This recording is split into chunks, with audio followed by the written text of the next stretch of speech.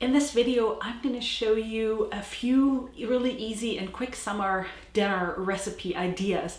In the summer, we like to spend more time outside and not so much in the kitchen, so I'm often looking for something that is quick and that is uncomplicated, and sometimes I use some leftovers. Sometimes I just want to feature fresh produce from the summer, and so I'm going to show you what we've been cooking lately in the summer.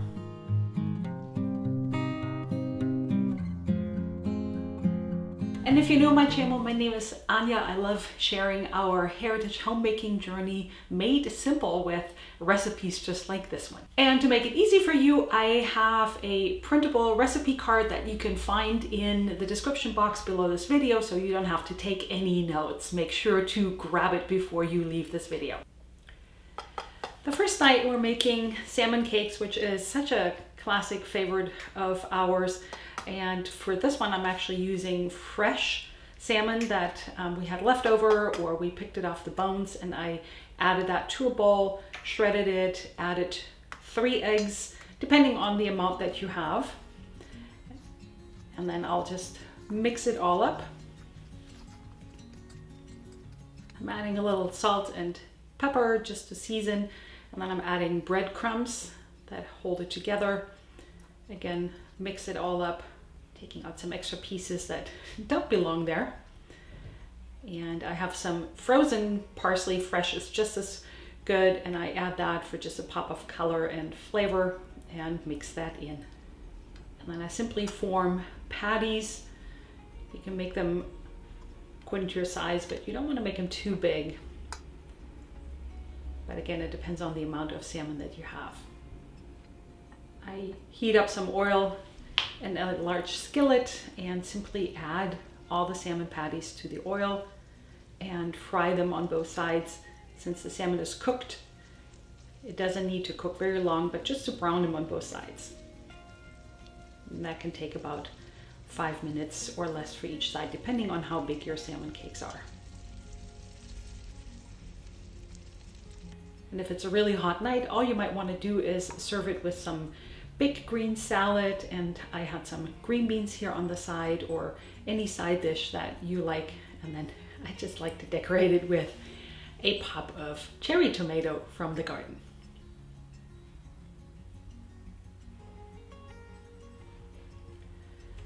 The next night we're making some pasta, and this may be a really unusual dish, but trust me, this is so good, so delicious that we keep coming back to it all the time. For that, I chop about half a large onion,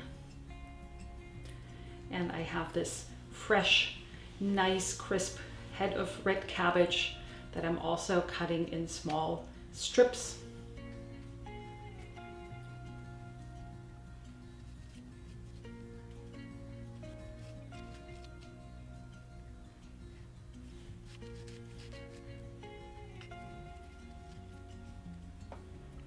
Add some oil to a hot skillet and saute the onions just until they're translucent.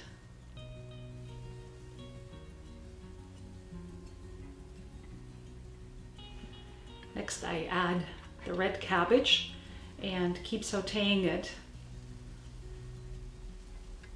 And when the cabbage is all glossy, I add just a little bit of bouillon. Sometimes I'm very lazy and I use the pre-made stuff, or you can use your homemade stuff, and some water here in my case, just to steam it up a little bit. In the meantime, I roast some pine nuts in another skillet.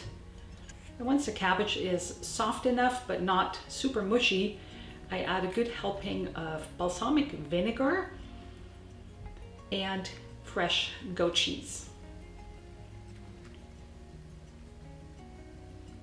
Give all of that a good stir. You don't really want to cook it at this point, just heat it and make sure that the cheese is melted. And then I season it with salt and pepper.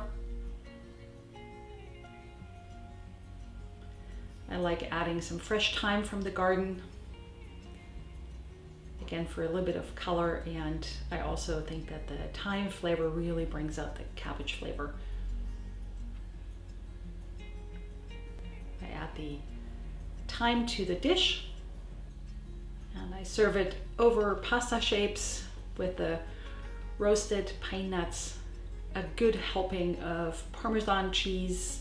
We always love freshly grated, and a little sprig of thyme. The next night I'm making a Nacho Bake, which is a little bit of a riff on regular nachos, but I am actually taking it a little bit apart and reconstructing it. So first I like to grate some cheese. Often I like to use a pepper jack or something that has a little bit more flavor, but you can use any cheddar, any cheese that you like, and I just set that aside.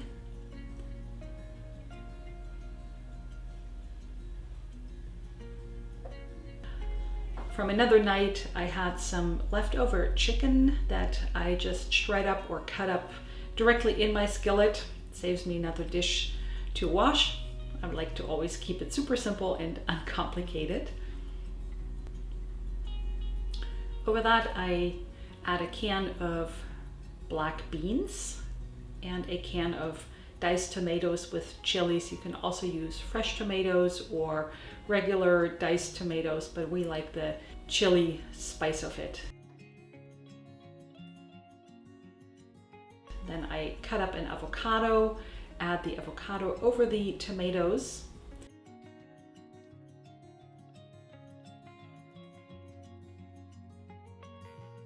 And cover everything with cheese. And I put that in a preheated oven. While this is going on, I'm shredding some lettuce until everything is bubbly and the cheese is melted and brown on top. You can see it's steaming hot, the cheese is nice and golden brown, and I dish up the shredded lettuce to individual plates and then just simply spoon the Nacho Bake directly over the lettuce. We like to add some cilantro and spring onion rings, and then we serve it with plenty of tortilla chips. Now for this dinner, I still have some leftover chicken. So this is a chicken and broccoli skillet. I'm melting butter in a hot skillet. I add some flour to it and some chopped garlic.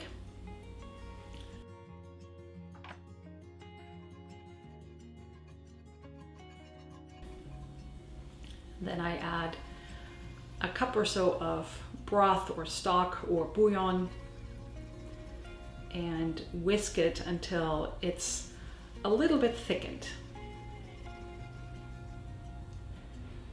Then I chop the broccoli into florets and add it directly into this mixture, put on a lid and let that simmer just until the broccoli is to your desired doneness. Next, I'm adding pieces of chicken. You can cube it or shred it. Adding salt and pepper to taste. And to make it creamy, I add a good helping of sour cream.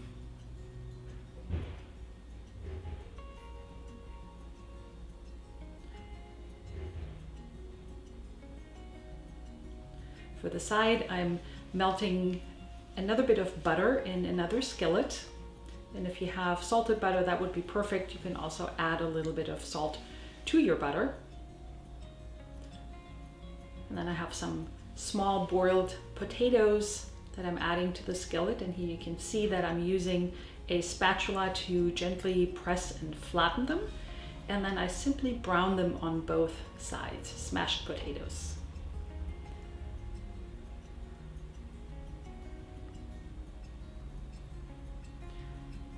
Very simple dish with creamy broccoli, chicken, and smashed potatoes.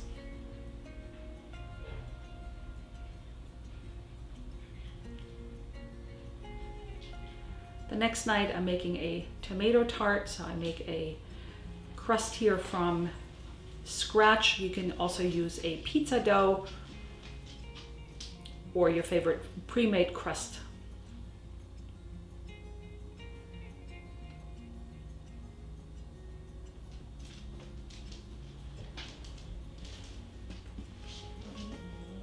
Then I place the crust directly into a springform pan and press it in. You can also roll it out, but like I said, I just like to keep things really simple sometimes, and especially when it has to be quick.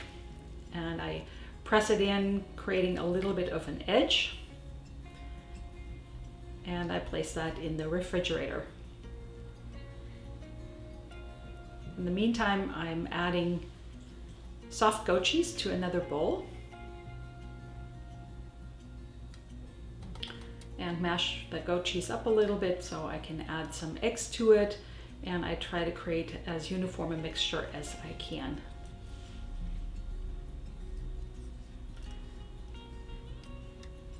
I removed the pie crust from the refrigerator and I have some pesto.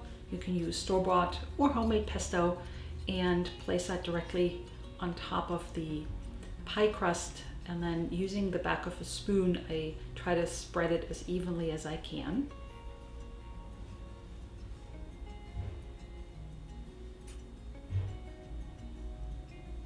To that, I'm carefully pouring the egg cheese mixture over the top. You don't want to disturb the pesto as much as possible, or as little as possible.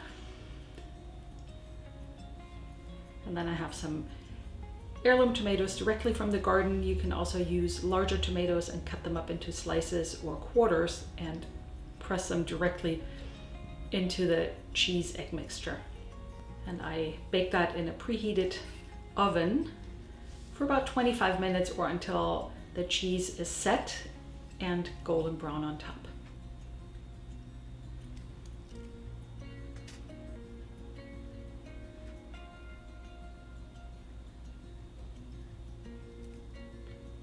And you can serve that as an appetizer or alongside a nice big salad.